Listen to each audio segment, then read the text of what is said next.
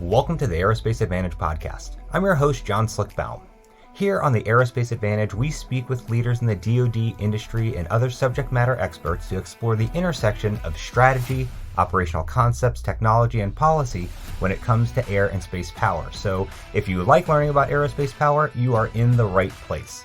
Now, to our regular listeners, again, thank you and welcome back. And if it's your first time here, thank you so much for joining us. And as a reminder, if you like what you're hearing today, do us a favor and follow our show. Please give us a like and leave a comment so that we can keep charting the trajectories that matter to you most. Now, this week, it's time for the Rendezvous, our monthly installment where the Mitchell team digs into stories that you've seen in the headlines. All right, guys, welcome. We've got Mark Gunzinger. Hello, Slick. How you doing today? Heather Penney. Hey, Slick. Good to be back. Doug Birkey. Hey, man. How's it going? Lukas Autenried. Hey, great to be here with everybody. And Daniel Rice. Thanks for having me, Slick. Now, just before we kick things off, I wanted to lay some context regarding today's discussion, which is going to focus on Ukraine. Now, we've held off on this one for a while because we didn't want to be one more uninformed voice piling on.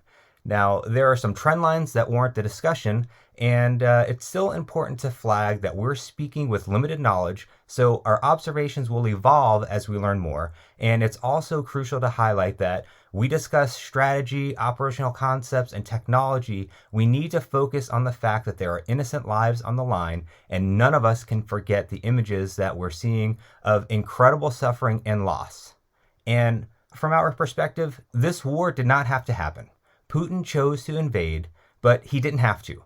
And that gives the United States, the European Union, and NATO a lot to think about regarding future deterrent strategies, because frankly, what we've had in place leading up to this clearly failed. So, Gonzo, let's get started with you. Why do you think Putin ultimately decided to act, and why weren't we able to deter this conflict? Great question, Slick. Let me start by saying, this invasion was not without precedent for the Putin regime, except for its scale.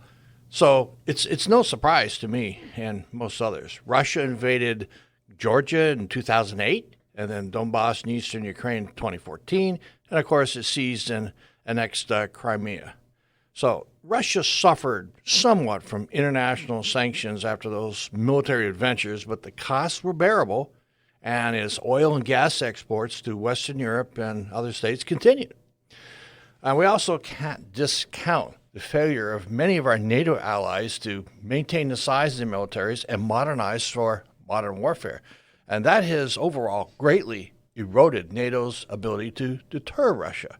And Putin is well aware of that and the fact that we have cut our own forces by about half since the end of the Cold War. We've traded off modernization programs to fund discretionary small wars in the Middle East, and we've gutted our military posture in Europe relative to the Cold War. And while the much heralded 2018 National Defense Strategy finally shifted DoD's focus toward deterring and defeating peer aggression, it also required our services to size their forces for one war with China or Russia, not both, as well as defend U.S. homeland, sustain our nuclear posture, and deter a lesser second aggressor. So it's now well known that DoD believes that China is its pacing threat, and Russia is a lesser challenge, perhaps even a lesser included challenge. So it's quite possible that Putin read all this and saw the U.S. pivot to the Indo-Pacific as evidence that we are now less committed to the defense of Europe. In fact, I've been asked that question many times by some of our European allies. And finally, I believe Putin's our hasty abandonment of Afghanistan, Germany's reluctance to decrease its reliance on Russian oil and gas, and other factors as signs of NATO's weakness and inability to form a consensus. All that could have added up, at least in Putin's mind, to a green light for an invasion of Ukraine. Okay, so what does everybody else think? I think one of the biggest challenges here is really what Gonzo highlighted. It's all about resolve.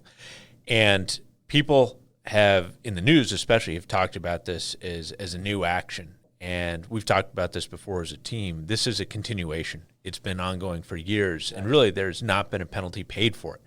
And so if you look at it from Putin's perspective, why not do it? And I think if you look at the military force that he put there, it certainly was not the grade A team. I think that really spoke to the notion that he thought he was going to roll in fast and clean up and nobody was going to do anything, including the Ukrainians, because that's what's happened every single time before. Yeah, let's also not forget that almost immediately before his invasion, he had a meeting with Xi Jinping, and he almost got tacit support for the invasion, right?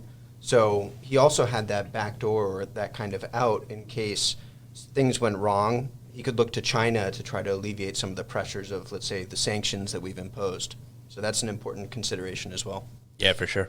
Exactly. And with the environment, we've essentially accepted and tolerated Putin's behaviors. So, although our national defense strategy shifted in 2018 to begin to focus on pure conflict, it's been a lot of talk and very little resourcing, right? 4 years later, have we really seen significant changes in terms of our programmatics and our capabilities to back that up?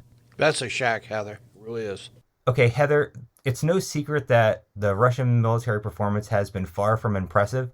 They'll likely occupy the country, but it's going to be a brutal war of attrition and occupation, and that's just not smart strategy. So why do you think this happened? Well, let's say first, that was not their strategy, right? As Doug mentioned, the Russians Putin believed that he was going to be able to waltz in with minimal resistance and be able to occupy the country and have regime change within 3 days, right? That's pretty clear from what we saw from their planning. And they force-sized appropriately. And so this shift towards attrition and occupation is a change in their strategy. They're adapting to the environment. So I think the first thing we need to say is that was not their initial strategy. But they have experience doing this, and we are beginning to see them basically revisit how they have done operations in Syria, right? So we're seeing the bombings of hospitals, we're seeing massive targeting of civilians, but we're also seeing them actually bring forward more capable military capabilities. I think one thing that's really important here, though, is that we should not draw conclusions about the Russian military capability based off of the first 2 weeks of this conflict.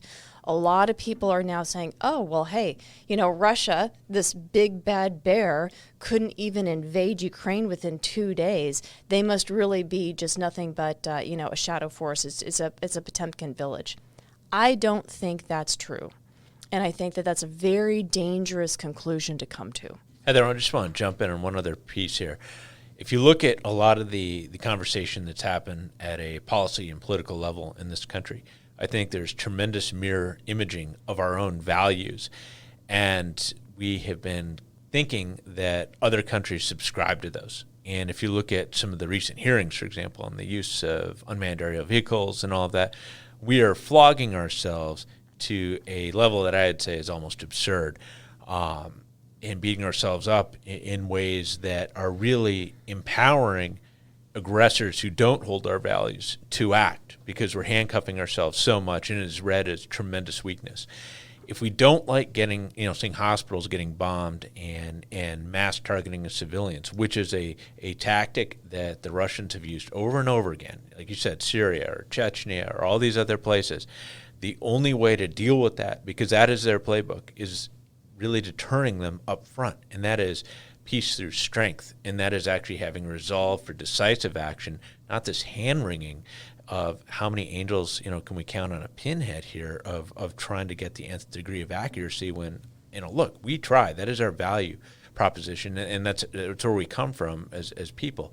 But when it actually is read as weakness, it is going to really degrade how people read us and our decisive attitude here.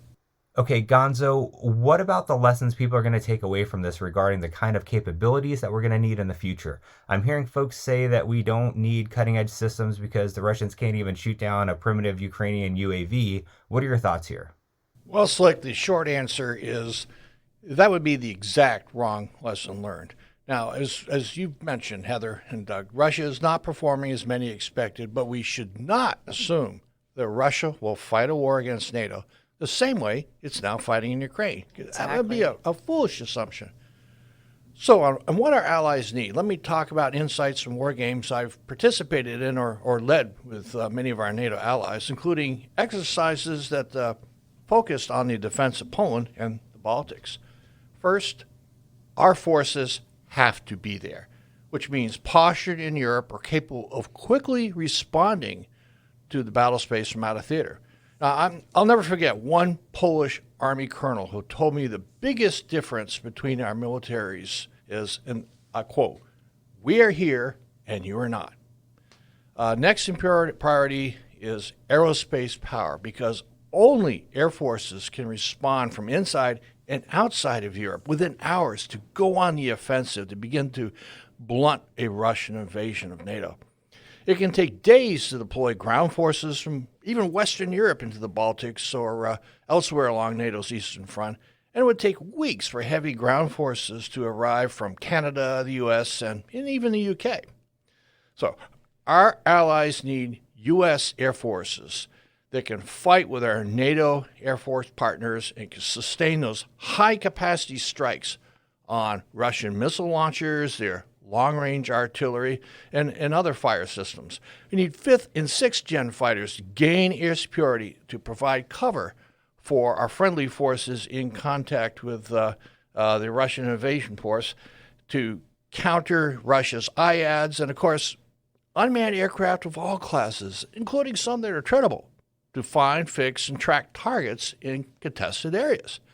NATO's electromagnetic warfare capabilities and air and missile offenses are also sorely lacking. So just to wrap up, our allies in Europe can and should procure many of those capabilities, but none of them can bring to the fight the long-range strike capacity of our bomber forces, and let's not forget our space assets to provide connectivity and a persistent view of the battle space. Only we can do that. All right, Doug, there's been a lot of talk of no-fly zones. Is this a good idea or bad idea? Well, obviously, having the effect of a no-fly zone would be great. If Russia wasn't able to use air power to gain some pretty key advantages at times with targeting key elements throughout Ukraine and other aspects that they're using, that'd be great. But here's the problem. You can't have a no-fly zone unless you are willing to pull the trigger.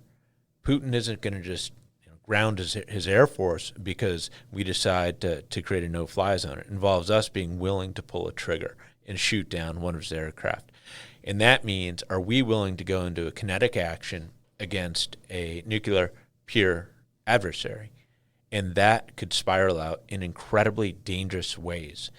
And I would argue right now, and this is absolutely crucial when we see the budget coming up for release, we really don't have the numbers to back up what it would take to execute a no-fly zone. So, look, obviously we've got some older aircraft, F-15s, F-16s, types like that, but do you really want to risk those against some very sophisticated air defense systems, double-digit SAMs and all of that? So you're really going down to your 5th-gen fleet. So right now, just talking Air Force only right now, but they do have the biggest chunks out of all of this. There are about 330 F-35s in the Air Force inventory currently.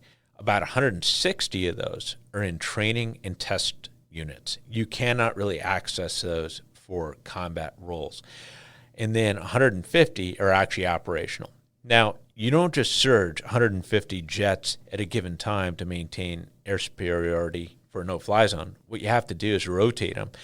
And so, you kind of divide by 3. And so 1/3 is going to be on station executing the mission, 1/3 is probably coming home, and 1/3 is getting ready to launch. So you do that math, and you're down to about 50. And let's explain how big Ukraine is. I mean, if you began at Chicago, it would run all the way to the Atlantic, and it goes from about Detroit through Kentucky. It is a massive, massive amount of territory. 50 F-35s would be diluted very, very quickly. Now, okay, we've got F-22s as well. Okay, so there are 186 of those. About 100 are operational. And so you do the math on that, you're in 30-ish territory. And then you add in the pilot shortfall that we have right now. So you really cannot afford much attrition here because we can't even sustain peacetime demand for pilots. There are issues about armament with air-to-air missiles and risks we've taken there with our stocks.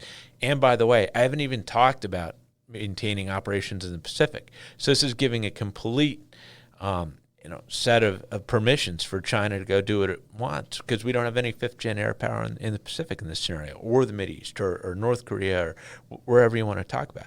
So I think it's a really, really challenging set of circumstances that we face here. And we could empower the Ukrainians to do more. And obviously there's the topic of the Polish MiG-29s and all that. I don't think we know all the aspects that have played on that or will play. But I will say this. If, in fact, we are deterred from facilitating the transfer of those aircraft, then we have really lost in a huge way, and that is dangerous because it further empowers Putin to saber rattle and get us to back down.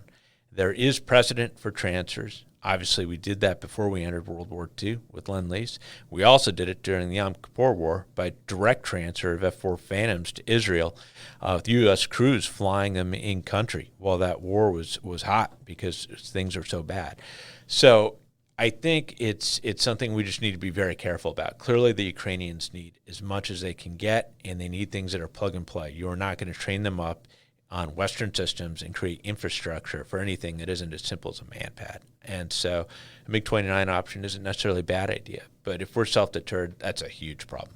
Let me ring in. I absolutely agree with Doug. The level of effort needed to enforce a no-fly zone over a country in the area of Ukraine would be a step up the escalatory ladder. It just doesn't make sense. And I hope, Slick, that our listeners are shocked by some of the numbers that Doug mentioned, because that's the force that we would have to use to fight tonight in the Indo-Pacific or in the Baltics or whatever. And that should hopefully shock many people.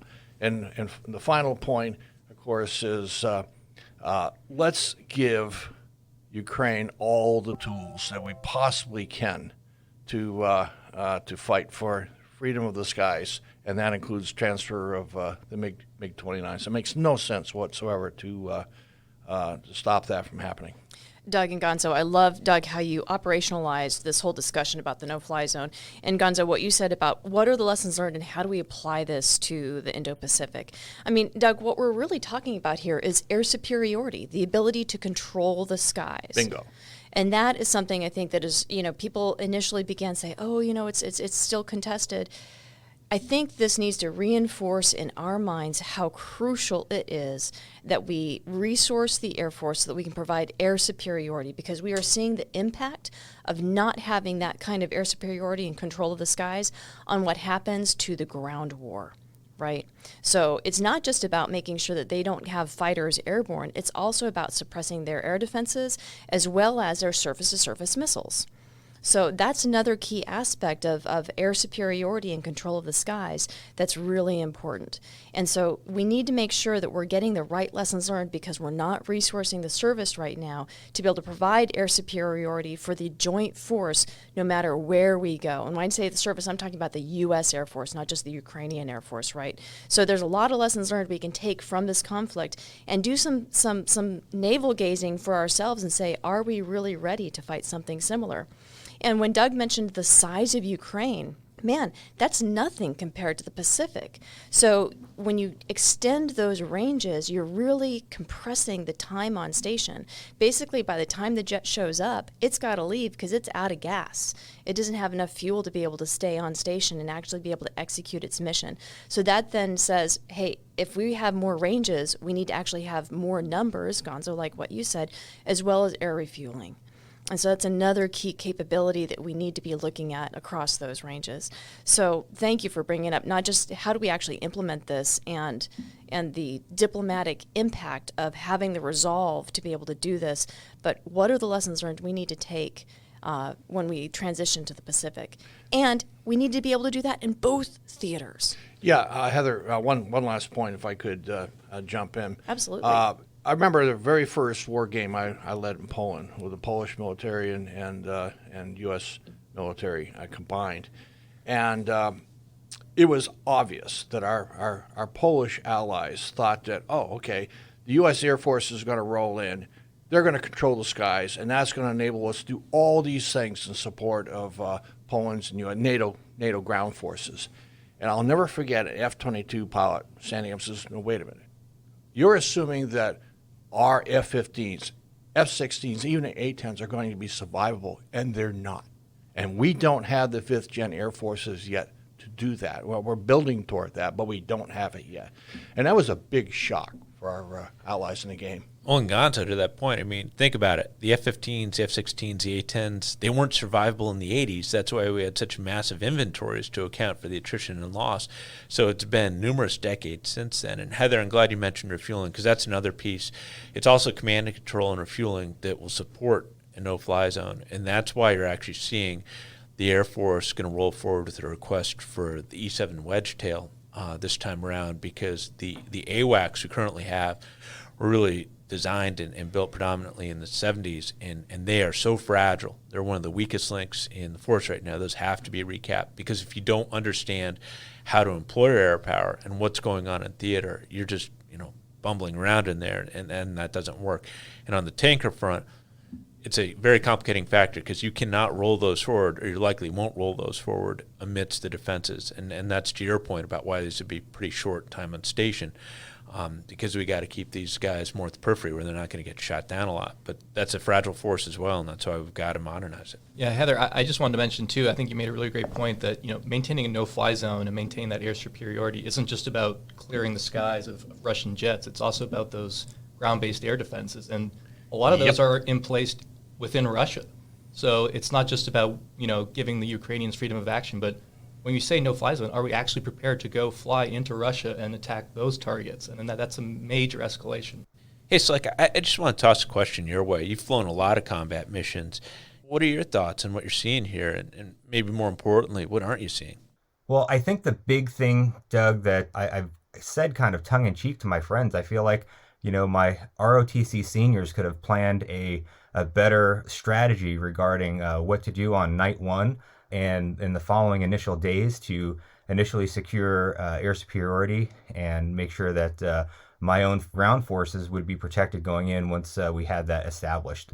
The thing that I'm seeing is a lot of disjointed air power from the Russian side. It's amazing being under attack, the amount of pushback from an air power perspective the Ukrainians have done, and it's been absolutely impressive. But what I'm also seeing is, the capabilities that the Russians are not putting up a large force with regard to their air power. We're not seeing, 6, 8, 10 ships of coordinated attacks. We're seeing 1 and 2 ship formations flying at low level under the weather. So that tells me that there's not a lot of capability when it comes to precision guidance through the weather. And, frankly, we're just seeing very rudimentary tactics, although they're using, big jets to do it. So I think that's the biggest thing that's been a shocking thing to see roll out in the news. So Dan, over to you. How is China interpreting this? Standing shoulder to shoulder with Putin at the opening on the Olympics certainly sent a strong message. Slick, it did send a strong message, and it's really one of the biggest actions we've seen Beijing take in terms of drawing clear geopolitical lines in a long time.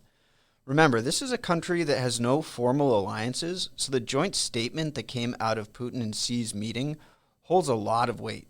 As far as the idea that the China-Russia partnership knows no limits, as they put it, I think that Ukraine is showing us that while there may be no limits, fundamentally both China and Russia are still going to act in a way that achieves their own personal interests. So I think both Putin and Xi probably believed that a Russian invasion of Ukraine would be really fast and that Ukraine would just kind of fall over. But clearly Putin and Xi were wrong here. Now, as the war stretches into its third week, China's doing a bit of damage control as things like Chinese civilian casualties in Ukraine and the secondary effects of sanctions hit home. So how that has played out is that we see China perpetuating the misinformation that Putin has concocted to justify his war. Things like the false idea that the U.S. instigated the war, or that Putin, while killing Ukrainian civilians, is somehow protecting Russians. The list goes on. And it's all to paint the picture that Russia is not at fault here, which is obviously crazy. But every now and then, an article or statement comes to the surface that shows sympathy for the Ukrainians who are under fire, or the idea that China can be some sort of mediator in this conflict. Bottom line is that the narrative is dynamic and it's hard to pin down.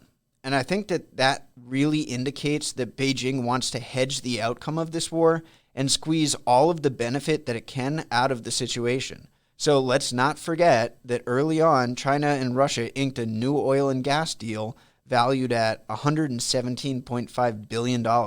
And they also removed the restrictions on Russian wheat imports. These deals really help China achieve some of their strategic goals of energy and food security.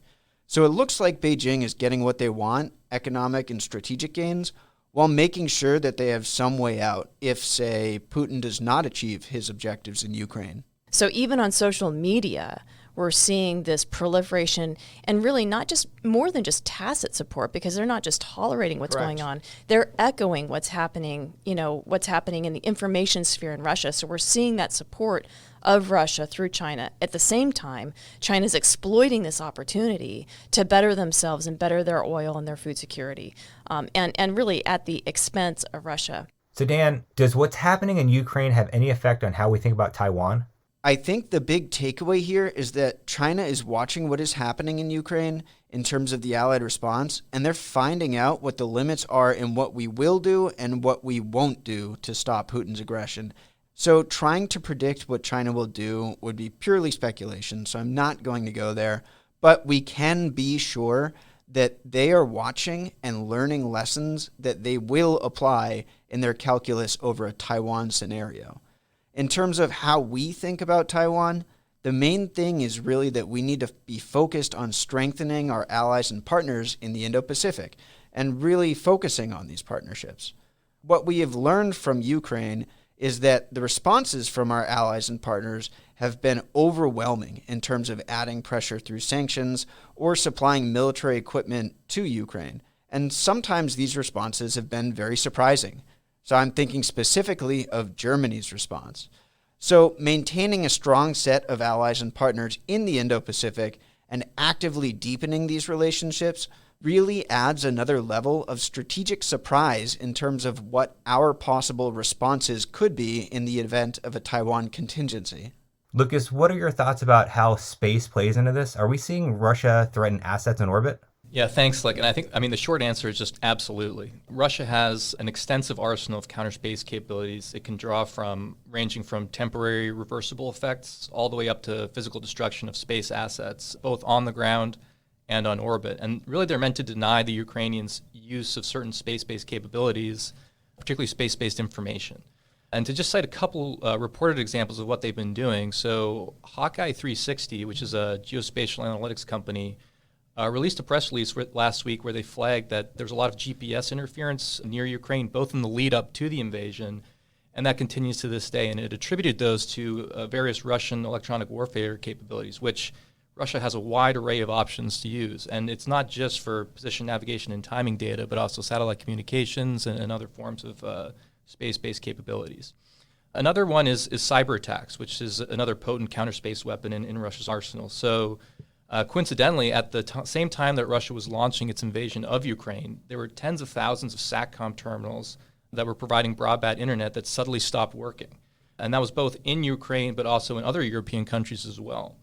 And so Viasat, which owns and operates those satellite terminals that experienced that outage, said that it was investigating the outage, but it believed it was caused by a cyber attack. And not exactly sure what the exploit that was used was or what things it tried to knock out, but the ultimate result was the loss of the use of these terminals. And I think that's actually a really interesting question for moving forward, right? Is this question of, do cyber attacks constitute an act of war? And so since that did target or ultimately end up damaging satellite capabilities in other European countries as well, NATO countries, what does that mean for the alliance moving forward? And then lastly, there are a lot more destructive options in Russia's arsenal as well. So as an example, when Russia tested its kinetic ASAT missile in last November, a representative went on state television and warned that if NATO crossed certain red lines, they actually risked losing its entire constellation of 32 GPS satellites all at once, right? And so that means that Russia has a significant number of ASAT missiles that at the very least can reach targets in MEO. And while these threats so far have just been sort of posturing, I think it's going to be something interesting to watch moving forward, particularly the situation continues to deteriorate from the Russian perspective. Hey, Lucas, I just want to jump on some things you said there, and those are really good comments.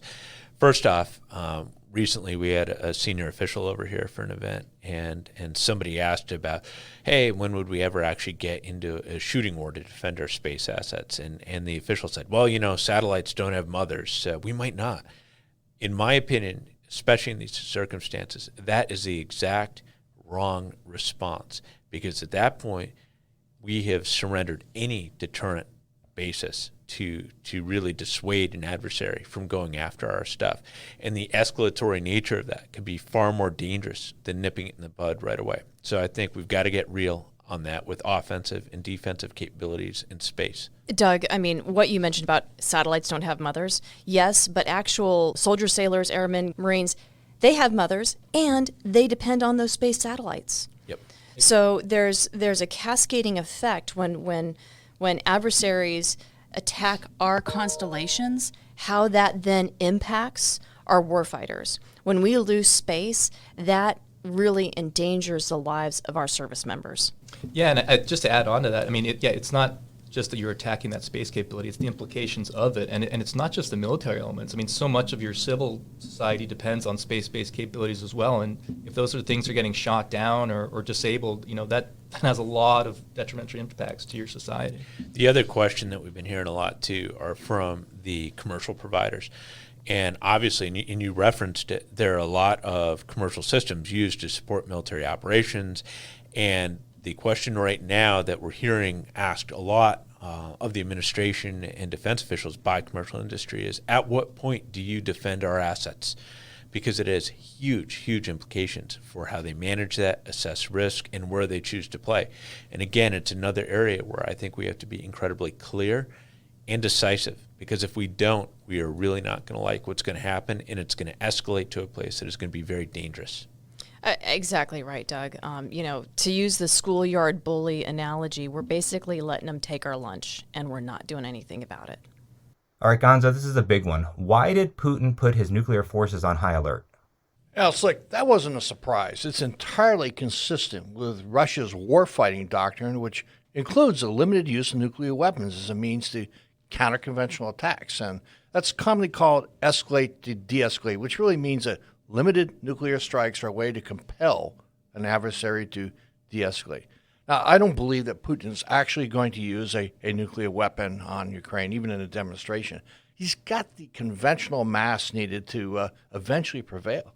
Instead, that higher alert posture was a signal to NATO to stay out of the fight and stop providing Ukraine with lethal arms and other assistance.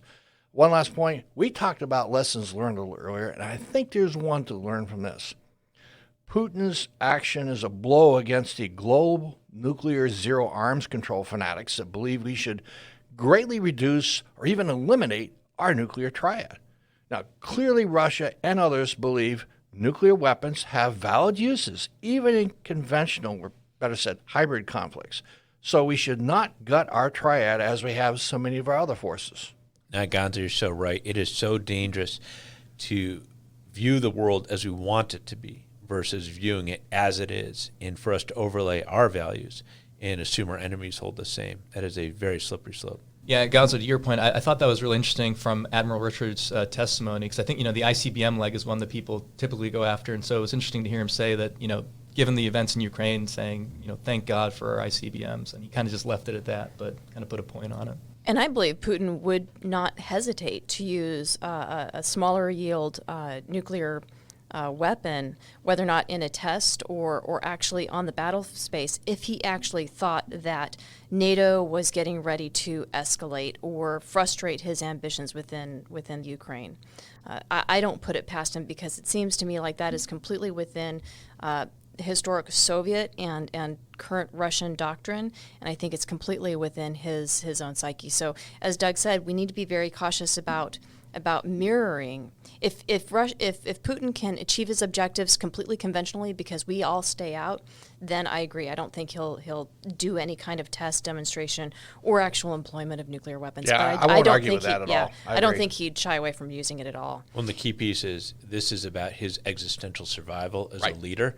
And so that is a tremendous motivating factor we always have to think about. And let's talk about the non-proliferation aspect of this.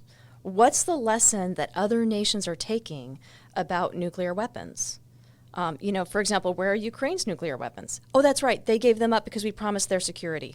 We said, Ukraine, you don't need nuclear weapons because we will be your security umbrella. And how has that worked out? Same thing with Libya. Libya gave up their nuclear weapons, and what happened to their security. So I think one of the lessons that we need to be aware of is thinking how other nations are now viewing the necessity of having nuclear weapons as a means to ensure their state's survival. Take a look at North Korea. They pursued nuclear weapons, and right now no one is talking about, there's no concern for their state survival because they have them. Well, Doug, we're hearing a lot of folks talk about Putin's munition stockpiles, especially questions regarding precision weaponry. Why do you think we haven't seen him use them more? It's hard to say, but I would just point out that it is important for us to understand, while we value the notion of precision and limiting collateral damage and view it as a fundamental advantage to be very selective what we strike and when, the Russians don't necessarily subscribe to that.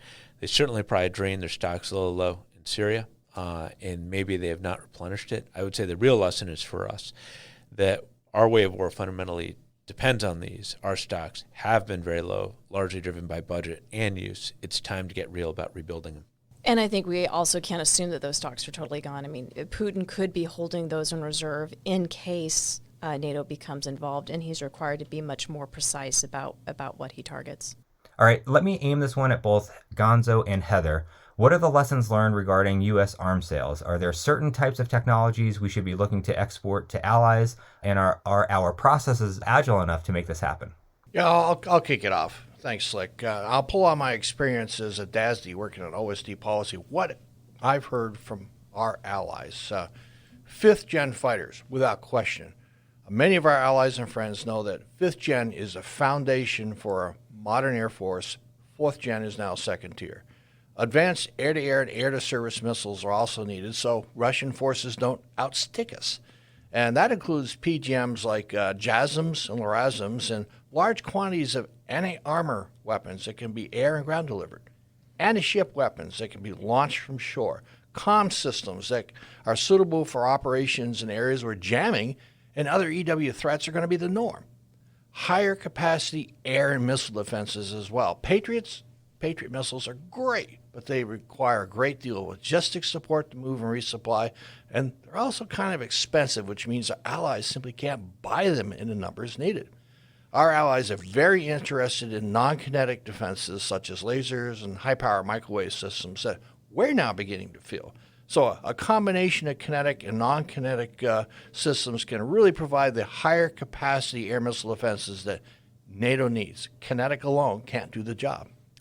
And the other thing that's really important is I think we really need to shift the way we've looked at arms sales. I mean, for a long time, we've tried to prevent the proliferation of weapons sales because we're concerned about regional arms races. So as you look at, for example, remotely piloted aircraft, RPAs, we have been very hesitant to sell our RPAs, even to our friends and our allies, and build up that kind of partnership capacity. Yet we're seeing here in Ukraine that drones have been absolutely essential to their ability to target the airspace. And this kind of equipment is something that we need to be able to sell well in advance so we can build up the infrastructure. We can train them how to operate them, not just in the technical side, but also in the tactics, the techniques, and procedures, and then be able to integrate with other forces. So building up this partnership capacity is utterly essential.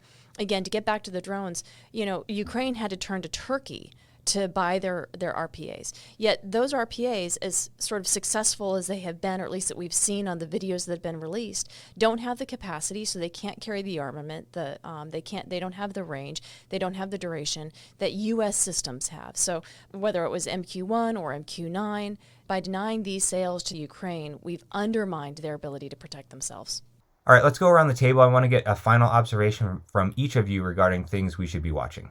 Yeah, I'll kick it off, Slick. We've heard both the White House and DoD are revisiting the national security strategy and national defense strategy in light of Russia's unwarranted invasion of Ukraine. Now, as they do so, I hope they revisit the one war force planning construct that's now in effect. As a nation, we simply must have the capacity to defeat Chinese aggression in the Pacific and hedge against an opportunistic move by Russia and China. And I believe that aerospace forces must be a big part of that hedge because they're the only forces that can deploy and fight tonight anywhere on the face of the earth. They're the only forces that can rapidly bring the mass needed to the battle space to blunt an invasion. Yeah, then I'd say on the space side, in addition to the potential for continued escalation of counter space operations, I think one thing to watch is the continued and likely acceleration of the decoupling of Russian Space Agency from its Western partners. So notably, the Russian Space Agency announced it would stop selling rocket engines to American companies. And OneWeb, which is partly owned by the British government, announced it had suspended all future launches that relied on Russia after the Russian Space Agency essentially held hostage a batch of 36 satellites it was supposed to launch as part of OneWeb's planned SATCOM constellation. And then also, the potential for spillover into that civil space as well. So think the International Space Station and what the future of that might be. I think one thing we really need to be looking at is our foreign military sales. We have got to be able to build up the capacity and the capabilities of our partners and our allies.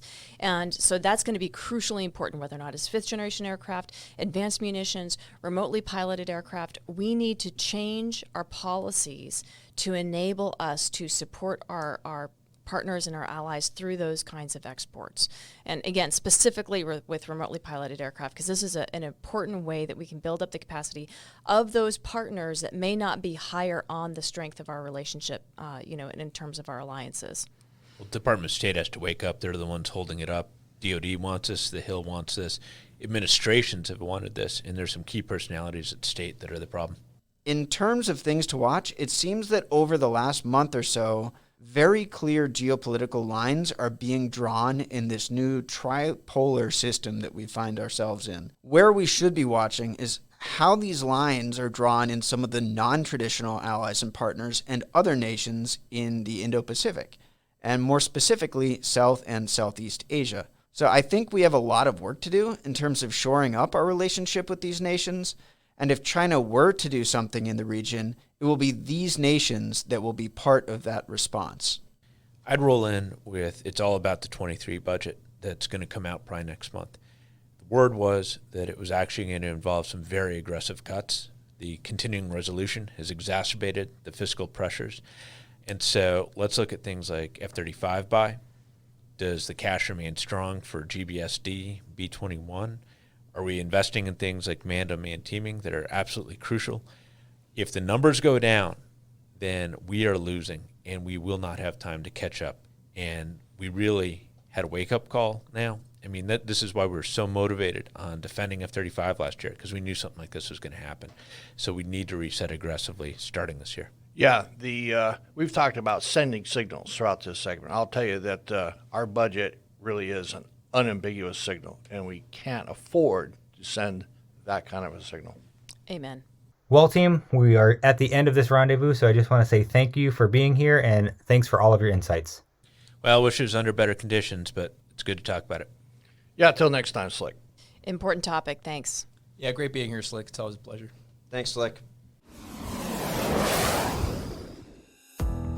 With that, I'd like to extend a big thank you to our guests for joining in today's discussion. I'd also like to extend a big thank you to our listeners for your continued support and for tuning in to today's show. If you like what you've heard today, don't forget to hit that like button and follow or subscribe to the Aerospace Advantage. You can also leave a comment to let us know what you think about our show or areas you think we should explore further. As always, you can join in on the conversation by following the Mitchell Institute on Twitter, Instagram, Facebook, or LinkedIn, and you can always find us at mitchellaerospacepower.org. Thanks again for joining us, and we'll see you next time. Stay safe and check 6.